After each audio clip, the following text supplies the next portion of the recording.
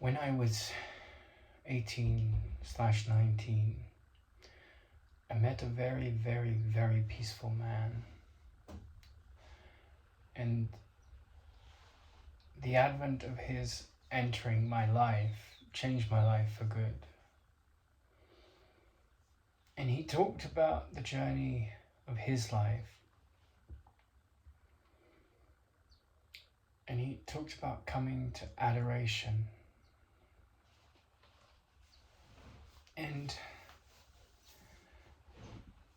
I spent several years studying yoga in India with his yoga teacher, who is also Krishnamurti's yoga teacher. And one of the things that I have noticed in my life from a young child, I was very gregarious, but I was also somewhat of a loner.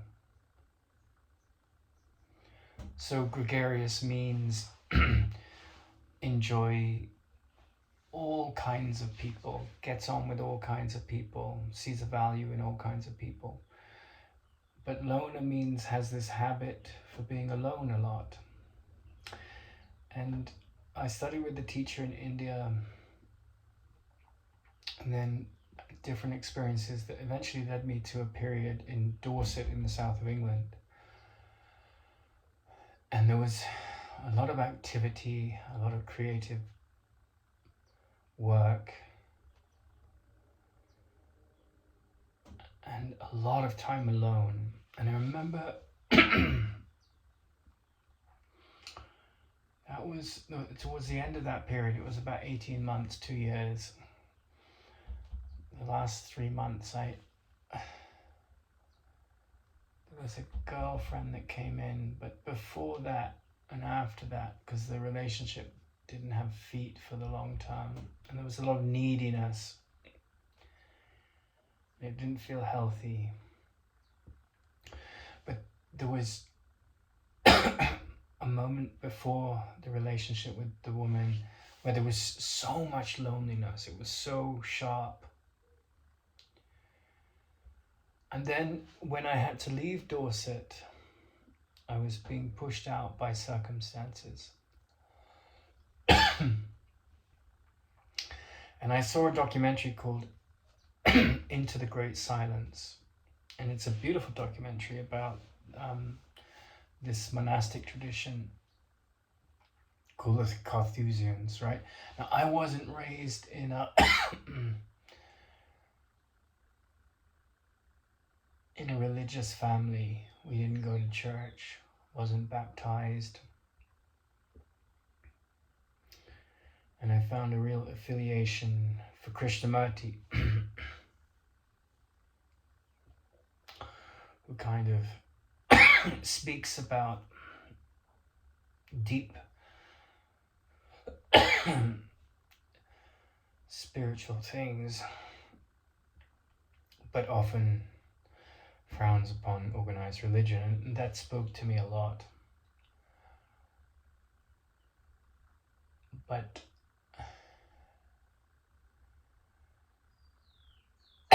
I would say that what happened next is a reflection of my pull to this sense of adoration. And I met a woman at the time that was very advanced inwardly, a couple of years younger than me. In fact, the most advanced spiritual person that I've met, in the sense, I can say that in the sense of what she revealed to me about her inner life.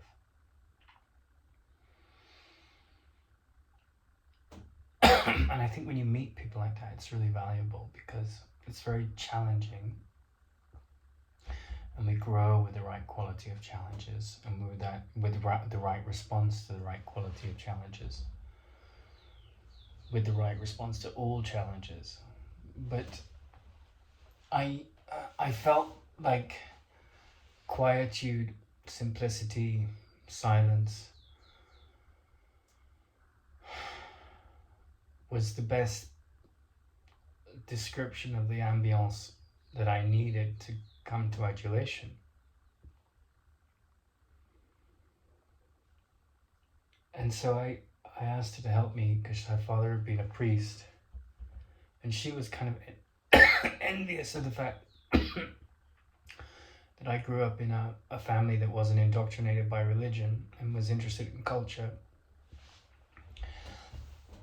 And I asked her to write a letter to the Carthusian order,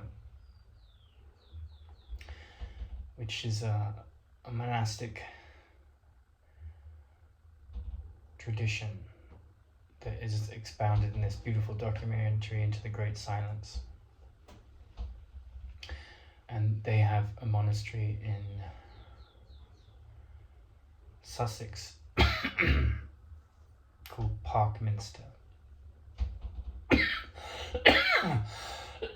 And so I went for a week, and I loved a lot of aspects of their life. It was really beautiful. It was very quiet.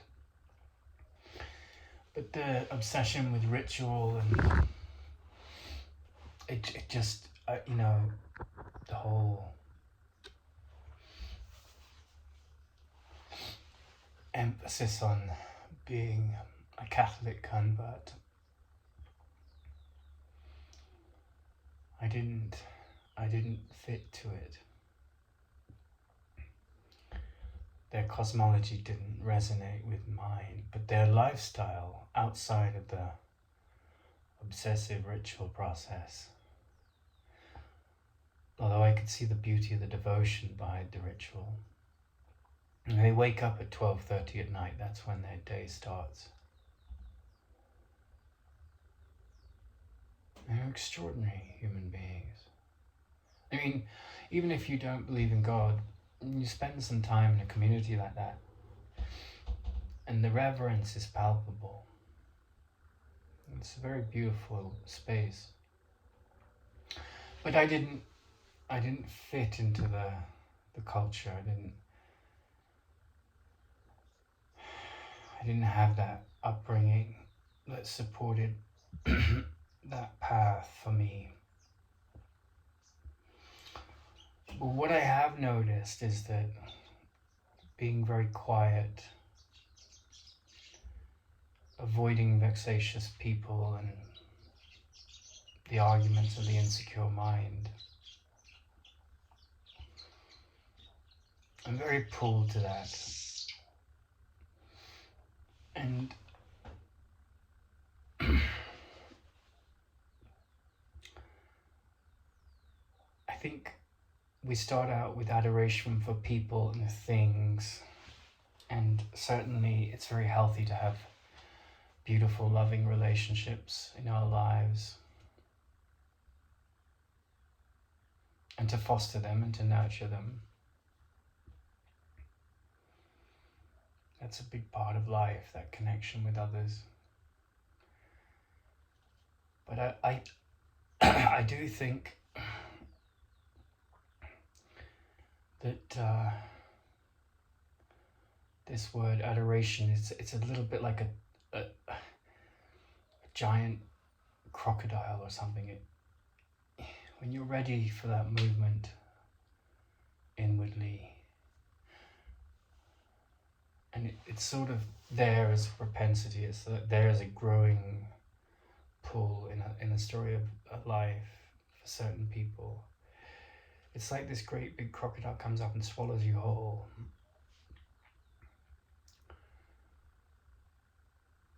And then that inner stillness becomes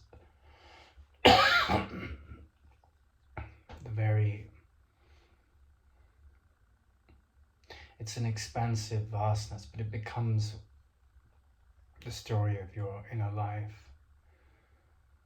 And it expands and it enriches. And I think it's quite challenging for people like myself that don't come from a religious background, because you have to kind of create a monastic story inwardly. And you don't need all the rituals, you just need the stillness, the silence, the meditation, the contemplation. You don't need to pray to God. Your stillness, your quietude is a prayer in itself, and it's not asking for anything, it's just celebrating and saying thank you. That's how I perceive this movement of adoration. It's the way it engulfs you, and it swallows up all futility and sadness. And you see these waves of sadness and grief and upset. They come and they come and they come and they come, and the adoration just covers the moors of that rocky ground like a great beautiful white cold fog that just is so cold, so crisp. It just stills all of the noise of that and obscures it all, and you're just lost in this cloud.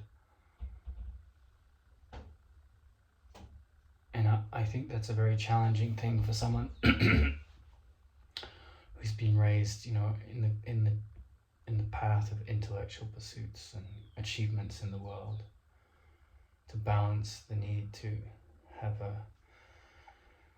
a life outside of this cloud that's you want it to take over you, and then you have to have this pragmatism.